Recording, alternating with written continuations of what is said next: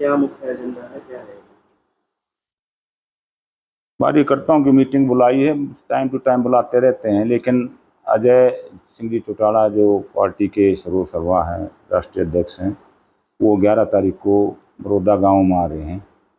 तो मीटिंग रखी गई है बड़ौदा में, और उसके लिए आज मीटिंग रखी गई है यहाँ रेस्ट हाउस में कि भाई हर गांव से कितने आदमी लेके आओगे, वहाँ कितना क्या सिस्टम होगा आपका। क्या प्रोग्राम है? बस नॉर्मली जैसे अभी बात चल रही थी, मिलने जुलने आ रहे हैं, कोई ऐसा कोई वो नहीं है कि बहुत बड़ा कोई इशू है, कोई वो है। मिलने जुलने आ रहे हैं, ये समझो, ये मान के चलो कि भाई ये एक पॉलिटिकल मीटिंग है, जस्ट उससे पहले, इलेक्शन से पहले। तो मुख्य एजेंडा तो उसमें इलेक्शन ही होगा ना। विधानसभा चुनाव नजदीक है तो डोर टू डोर करेंगे या कार्यकर्ताओं से मिलेंगे या नहीं, किसी से? कार्यकर्ताओं से मिलेंगे। डोर टू डोर तो इलेक्शन के टाइम होता है, जो कैंडिडेट आता है, जिसको टिकट दिया जाता है, वो डोर टू डोर जाता है गांव में। जो ऊपर से हमारा शीर्ष नेतृत्व जो आता है वो डोर टू डोर नहीं जाता। वो या तो गांव के प्रोग्राम करते हैं, हर गांव के, या फिर एक सामूहिक प्रोग्राम करते हैं, 15 गांव का, 20 गांव का, 25 गांव का, 50 गांव का, या हल्के वाइज वो है। तो जनसभा करें हाँ, जनसभा है और दल बड़ौदा हल्के की। टाइम क्या रहने वाला?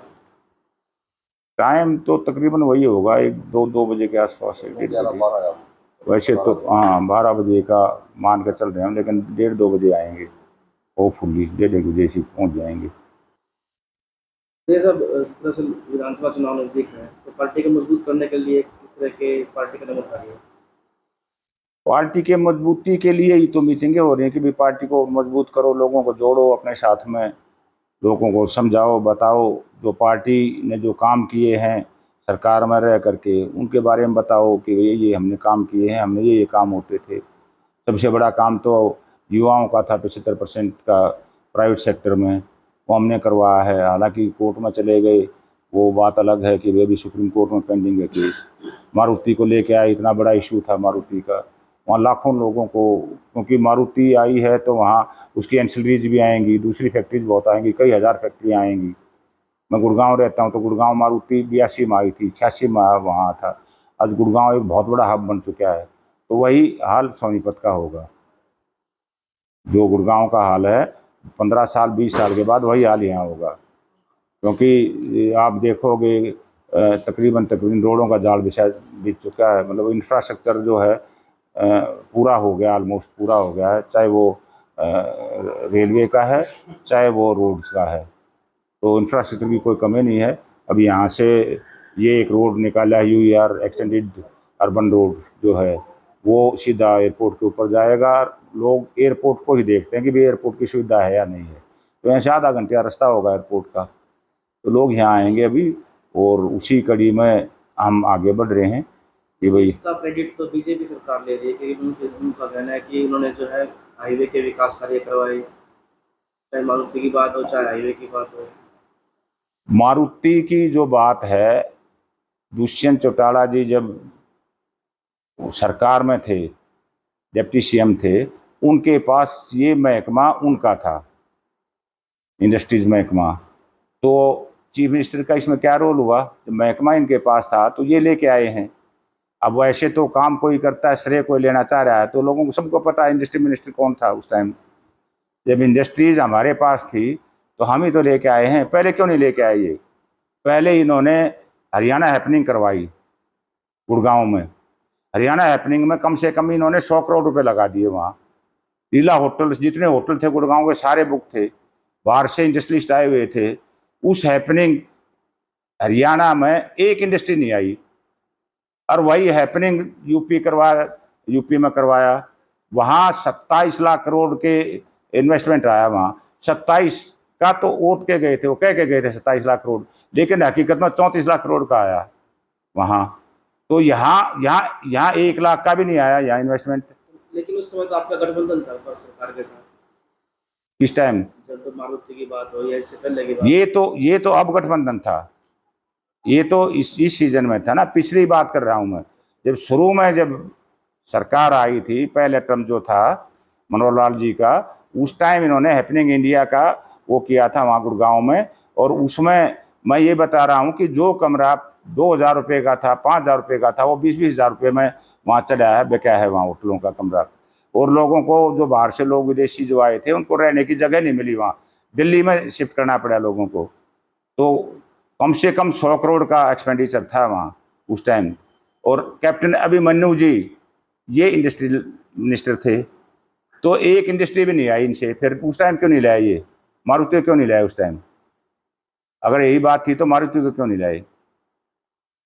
अभी प्रदेश के मुख्यमंत्री लगातार घोषणाएं कर रहे हैं। अब किसानों की बात हो, चाहे 135 करोड़ रुपये माफ कर दिए, एमएसपी पर फसलों की बात की, उसको किस तरह देखते हैं? वो तो आप भी समझ रहे हो, सर के ऊपर इलेक्शन अब घोषणाएं कर रहे हैं, पहले क्यों ये घोषणाएं पहले क्यों नहीं की?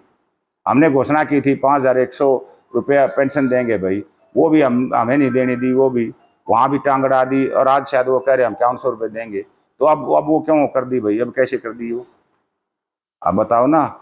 तो ये सब सारा इलेक्शन जब सर के ऊपर होता है तो तकरीबन लोग समझते हैं, सारी बातें समझते हैं, आप भी समझते हो पत्रकार जी। और सारे गांव में, आजकल तो गांव में भी पढ़े लिखे बहुत हैं, तो सब समझते हैं इन बातों के भी, क्या है ये एक सपना दिखा रहे हैं और कुछ नहीं है। भूपेंद्र हुड्डा कह रहे हैं कि ये प्रदेश में कांग्रेस की लहर है, अब की बार कांग्रेस सरकार बनेगी। और वो यात्रा के दौरान जो हरियाणा मांगे हिसाब के दौरान जो है बीजेपी से 10 साल का हिसाब मांग रहे हैं, इसको लेकर किस तरह? वो उनसे हिसाब मांग रहे हैं, बीजेपी वालों से, बीजेपी वाले उनसे हिसाब मांग रहे हैं। ये दोनों हिसाब में निमट जाएंगे, ये दोनों, इन्होंने करना कराना कुछ है नहीं। भूपेंद्र हुड्डा जी ने क्या करके दिखाया था उस टाइम, आपको पता क्या किया था? इनको लोग क्या कहते थे उस टाइम? 10 साल इन्होंने सरकार चलाई, क्या किया था आपको पता है? क्या किया, क्या हुआ था उस टाइम? 32 लड़के, जवान लड़के तो भून दिए थे, याद होगा आपको। अब तो पत्रकार हो और एक जगह कैमरा लिए घूमते हो, तो क्यों ज़्यादा वो करवा रहे हो? दोनों एक थैली के चट्टे बट्टे, चाहे कांग्रेस है चाहे बीजेपी है। वो उसको कहती है, वो उसको कहते हैं, और करना कुछ नहीं है, आपस में मिले हुए हैं दोनों। भूपेंद्र हुड्डा जी बार बार क्यों शाह जी के पास जाते हैं? और जहाँ तक जो देखने में और जो सुनने में आया है, भूपेंद्र हुड्डा जी को तो शायद हो सकता है बीजेपी वाले ऊपर से अंदर ही कर दें, इसके ऊपर तो बहुत केसेज हैं। वहाँ गुड़गांव का केस है इनके ऊपर, लैंड स्कैन, और वहाँ साथ में वो लगता है वहाँ का केस है। तो उनके ऊपर तो वैसे ही सीबीआई की रेड वेड सारा सब कुछ है, वो तो डरे हुए हैं, इसलिए बार बार उनसे मिले हुए हैं। ये तो जाते हैं जी, मुझे छोड़ दो बाकी और चाहे कुछ कर दो, वो तो नेचुरल है। ये चीज़ें तो, और आपको भी पता, हमें पता है, सभी को पता है। टोहाना को जिला बनाने की मांग लगातार उठती आ रही है। आपकी सरकार आई थी जब आपने भी कहा था जिला बनाया जाएगा। हाँ, हमारी सरकार, भी नेता कह रहे हैं कि बनाया जाएगा, आपको किस तरह लगता है? हमारी सरकार आई तो उस टाइम भी ये इशू उठा था, 2000 में भी ये इशू उठा था, 2000 से 2005 तक।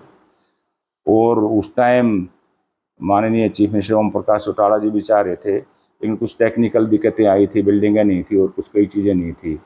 अब शायद वो इंफ्रास्ट्रक्चर पूरा तैयार तो अभी भी नहीं है, तो देखो क्या करते हैं। वैसे हम तो चाह रहे हैं कि जिला बनेगा तो प्रोग्रेस ज़्यादा होगी, नेचुरल है वो तो। पेरिस ओलंपिक में विनेश फोगाट डिस्क्वालीफाई होने के बाद राजनीति शुरू होगी, उसको लेकर किस तरह? मैं तो यही कहूँगा, उसका बेचारे का बहुत अच्छी प्लेयर है, पूरे इंडिया का नाम रोशन किया इन्होंने, लेकिन वो बदकिस्मत ही कहूँगा मैं कि 100 ग्राम वज़न जो है वो कम नहीं हो पाया, नहीं तो इंडिया के लिए गोल्ड था, 100% था। तो वेट मशीन है, उस पर भी सवाल खड़े हो रहे हैं। 100 ग्राम का जो मामला है उसको लेकर भी सवाल खड़े हो रहे हैं। वेइंग मशीन के ऊपर तो इंडियन ओलंपिक एसोसिएशन देखेगी, वो देखेंगे भी क्या क्या ठीक था क्या गलत था, क्योंकि वो सभी उसी के ऊपर तुल के गए हैं। वो तो ये कल मैं न्यूज़ देख रहा था, उसमें भी कुछ ऐसा कुछ आया हुआ था कि 52 किलो वजन हो गया था, लेकिन घटा नहीं पाए। 100 ग्राम का ही फर्क था। तो मैं तो पर्सनली चाहूँगा कि भाई उसको वो सम्मान दिया जाए, जो गोल्ड वाला जो सम्मान उसको हरियाणा को देना चाहिए। लड़की को नाम रोशन किया, पूरे हरियाणा का नाम रोशन नहीं किया, पूरे देश का नाम रोशन किया उसने। वो हमारी बदकिस्मत है बस, और कुछ नहीं।